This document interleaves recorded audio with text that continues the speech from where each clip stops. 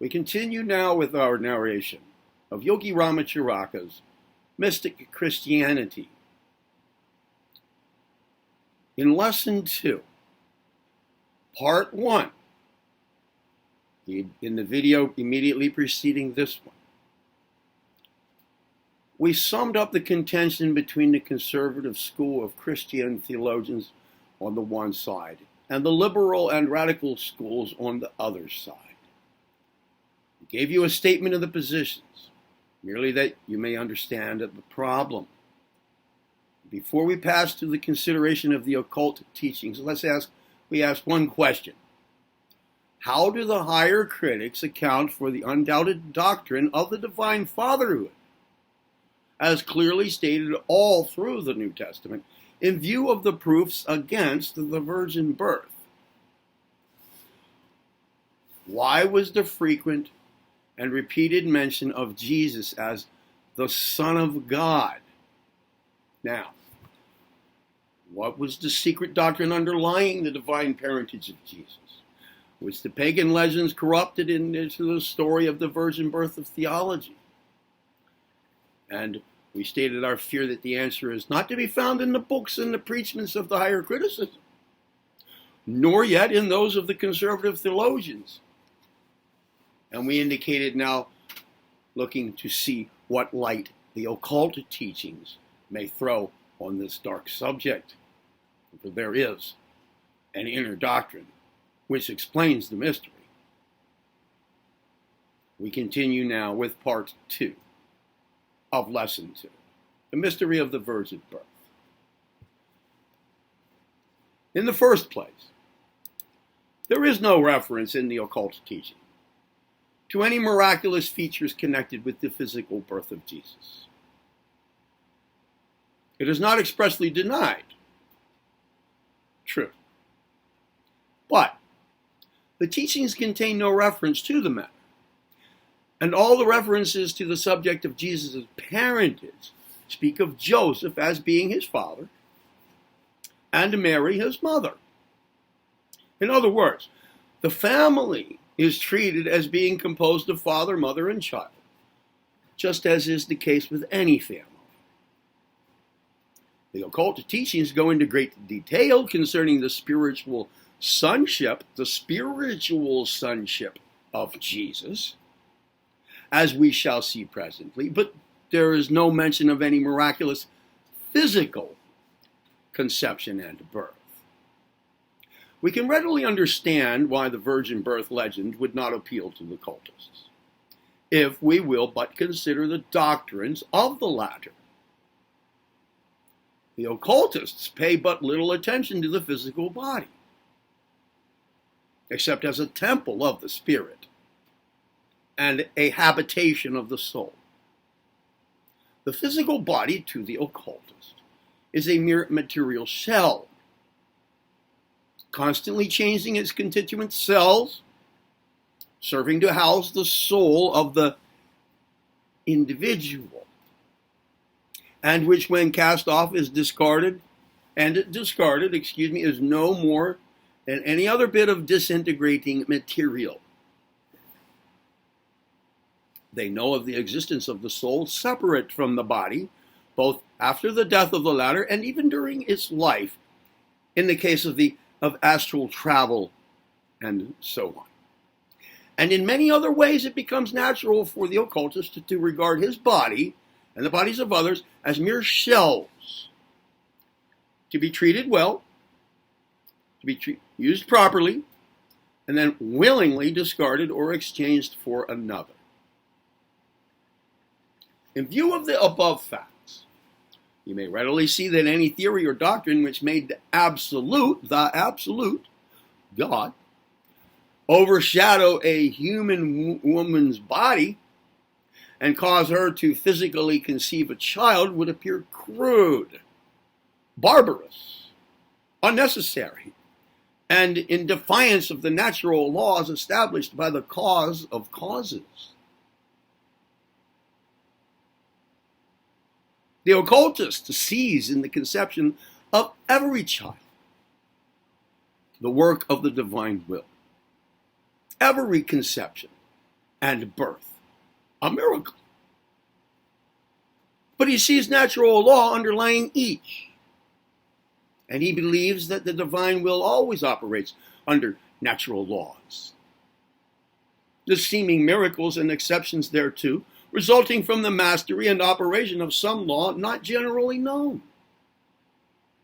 But the occultist knows of no law that will operate to produce conception by other than the physiological process.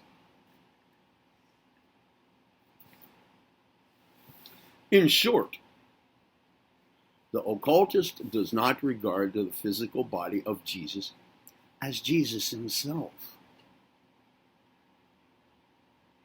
He knows that the real Jesus is something much greater than his body.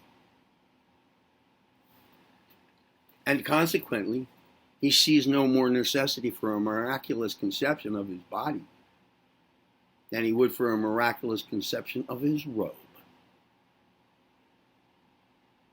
The body of Jesus was only material substance. The real Jesus was spirit. The occultist does not regard Joseph as the father of the real Jesus. No human being can produce or create a soul. And so, the occultist sees no reason for accepting the old pagan doctrine of the physical virgin birth, which has crept into Christianity from outside sources. To the occultist, there is a real virgin birth of an entirely different nature, as we shall see presently. But not so with the people who flocked to the ranks of Christianity toward the close of the first century, coming from pagan people, and bringing with them their pagan legends and doctrines. These people believed that the body was the real man, and consequently attached the greatest importance to it. These people were almost materialists as the result of their pagan views of life. They began to exert an influence on the small body of original Christians. And soon the original teachings were smothered by the weight of the pagan doctrines. For instance, they failed to grasp the beautiful ideas of immortality held by the original Christians, which held that the soul survived the death and disintegration of the body. They could not grasp this transcendental truth. They did not know what was meant by the term of the soul. So they substituted their pagan doctrine of the resurrection of the physical body. They believed that at some future time there would come a great day in which the dead would arise from their graves and become alive again. The crudeness of this idea, when compared to the beautiful doctrine of the immortality of the soul of the original Christians and by the advanced Christians today, is quite painful. And yet these pagan converts actually smothered out the true teachings by their crude doctrine of resurrection of the body.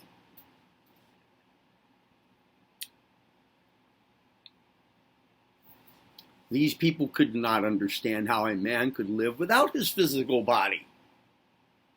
And to them, future life meant a resurrection of their dead bodies, which would again become alive. To them, the dead bodies would remain dead until the great day, when they would be made alive again. There is no teaching among these people regarding the soul, which passes out of the body and lives again on higher planes. No, nothing of this kind was known to these people. They were incapable of such high ideas and ideals.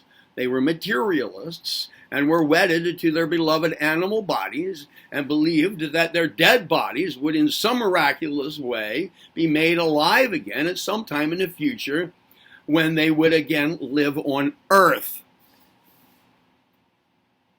In view of modern knowledge regarding the nature of matter and the fact that what is one person's body today may be a part of another's tomorrow, that matter is constantly being converted and reconverted, that the universal material is used to form bodies of animals, plants, men, or else dwell in chemical gases or combinations in inorganic things.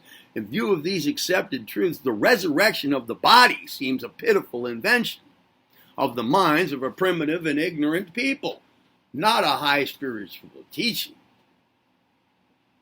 In fact, there may be many of you who would doubt that the Christians of that day so taught.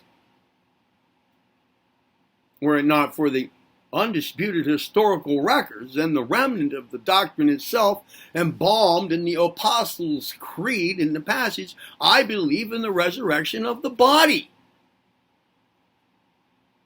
Quote, end quote. Which is read in the churches daily, but which doctrine is scarcely ever taught in these days and is believed in by few Christians. In fact, is ignored or even denied by the majority. Dr. James Beattie has written, quote, though mankind have at all times had a persuasion of the immortality of the soul, the resurrection of the body was a doctrine peculiar to early Christianity. End of quote. S.T. Coleridge has written, quote, some of the most influential of the early Christian writers were materialists, holding the soul to be material, corporeal. It appears that in those days, some few held the soul to be incorporeal, according to the views of Plato and others, but that Orthodox Christian divines looked upon this as an impious, unscriptural opinion. James Martyr argued against the Platonic nature of the soul, and even some latter-day writers have not hesitated to express their views on the subject, agreeing with the earlier Orthodox brethren. For instance, Dr. R.S. Candlish said, you live again in the body, in the very body, as to all essential properties, and to all practical intents and purposes in which you live now. I am not to live as a ghost, a specter, a spirit. I am to live then as I live now in the body. End of quote.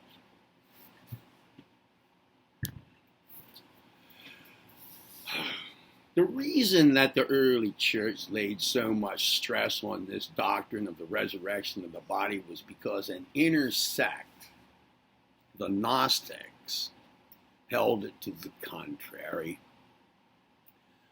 And the partisan spirit of the majority swung them to the other extreme until they utterly denied any other idea and insisted upon the resurrection and revitalization of the physical body. But in spite of the official fostering of this crude theory, it gradually sank into actual insignificance, although its shadow still persists in creed and word. Its spirit is, it has retreated and passed away before the advancing idea of the immortality of the soul, which returned again and again to Christianity until it won the victory. And as Professor Nathaniel Schmidt has said in his article on the subject in a leading encyclopedia, quote, the doctrine of the natural immortality of the human soul became so important a part of Christian thought that the resurrection naturally lost its vital significance, and it is practically held no place in the great systems of philosophy elaborated by the Christian thinkers in modern times. End of quote. And yet, the church continues to repeat the now meaningless words, I believe in the resurrection of the body. And while practically no one now believes it, still the recital of the words and the statement of one's belief in them forms a necessary requisite for admission into the Christian church today. Such is the persistent hold of dead forms and thoughts among living people. Now,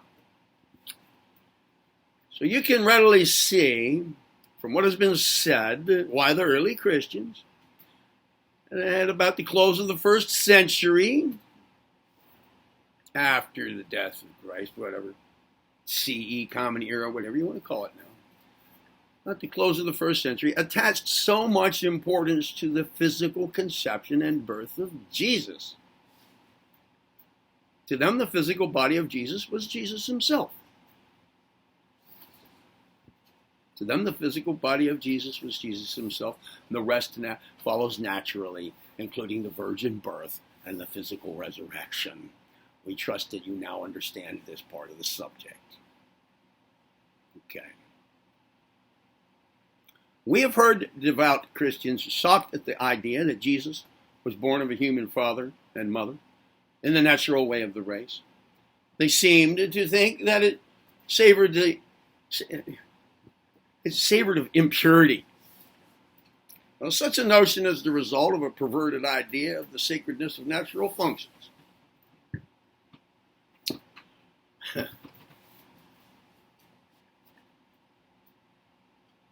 I'm sorry, where did I hit that?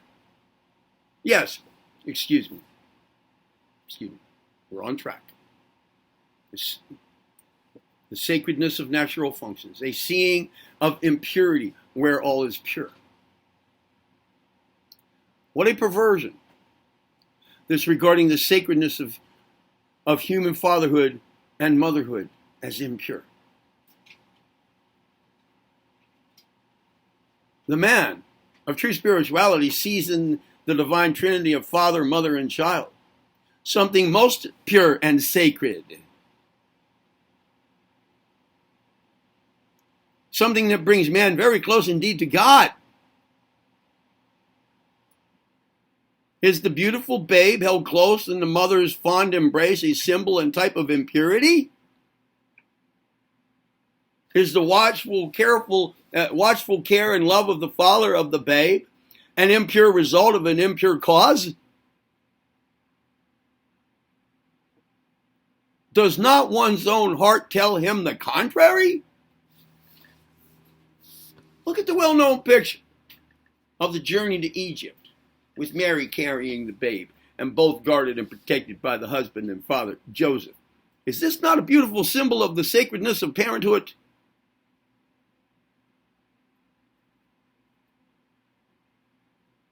We trust that the majority of those who read these pages have advanced spiritually beyond the point where the family is a thing of impure suggestion and relationship.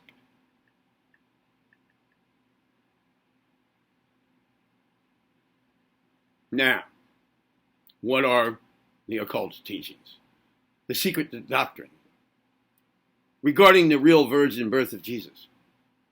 It's just this, that the spirit of Jesus was fresh from the bosom of the Absolute. Spirit of spirit. A virgin birth of spirit. His spirit had not traveled the weary upward path of reincarnation and repeated rebirth, but was virgin spirit, fresh from the spirit, a very son of the Father, begotten, not created. This virgin spirit was incarnated in his body, and there began the life of man, not fully aware of his own nature, but gradually awakening into knowledge, just as does every human soul, until at last the true nature of his being burst upon him. And he saw that he indeed was God incarnate. In his short life of 33 years, 30 years of preparation and 3 years of ministry, Jesus typified and symbolized the life of the race. Just as he awakened into a perception of his divine nature, so shall the race awaken in time. Every act in the life of Jesus typified and symbolized the life of every individual soul and of the race. We all have our Garden of Gethsemane.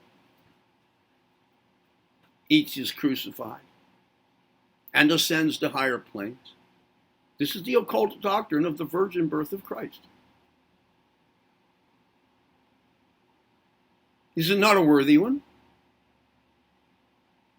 Is it not at least a higher conception of the human mind than the physical virgin birth legend?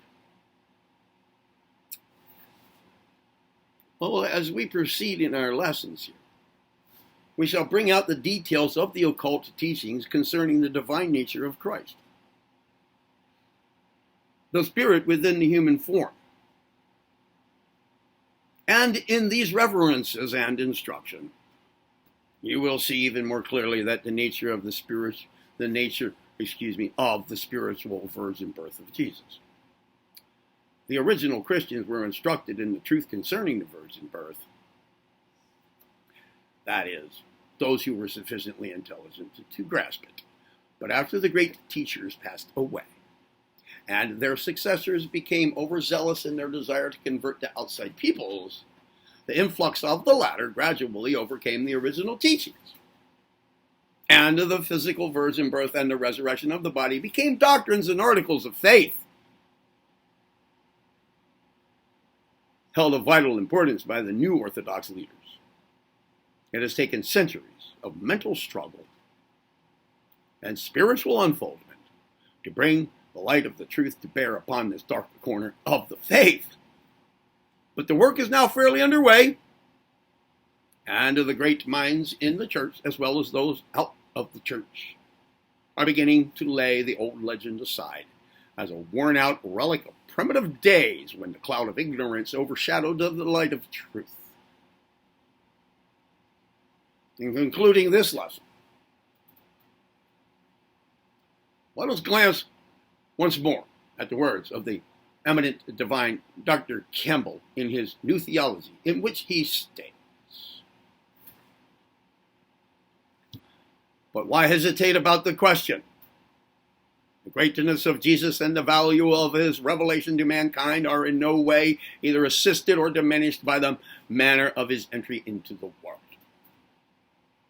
Every birth is just as wonderful as a virgin birth could possibly be, and just as much a direct act of God. A supernatural conception bears no relation whatever to the moral and spiritual worth of the person who is supposed to enter the world in this abnormal way. Those who insist on the doctrine will find themselves in danger of proving too much, for pressed to its logical conclusion, it removes Jesus altogether from the category of humanity in any real sense." All right, so let's trust that these higher critics may become informed upon the truths of the occult teachings, which supply the missing key and afford the reconciliation, and which show how and why Jesus is, in all and very truth, the Son of God, begotten and not created, of one substance from the Father, a particle of purest spirit, fresh from the ocean of spirit, and free from the karma of past incarnations. How he was human, yet more than human.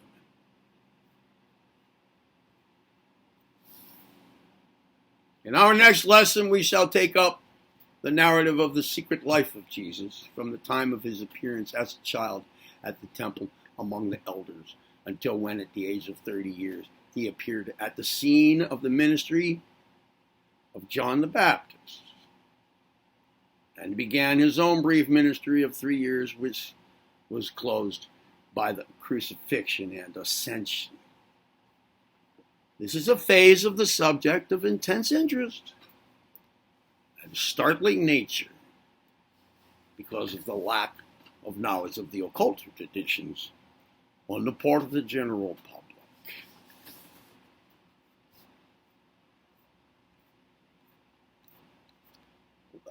Lesson 3 will be the mystic youth of Jesus, and will begin as thus. In our last lesson, we promised to tell you the esoteric story of the youth of Jesus, and there is such a story to tell. Although the churches know little or nothing about it, the churches have nothing but the husks that have always been the property of the masses. Real kernels of truth have been possessed by but the few elect ones. The legends of the mystic brotherhoods and occult orders have preserved the story intact, and you shall now be given the essence of the mystic legends and traditions. We will see you in the next video in this series, the third lesson of Yogi Ramacharaka's Mystic Christianity, the Mystic Youth of Jesus.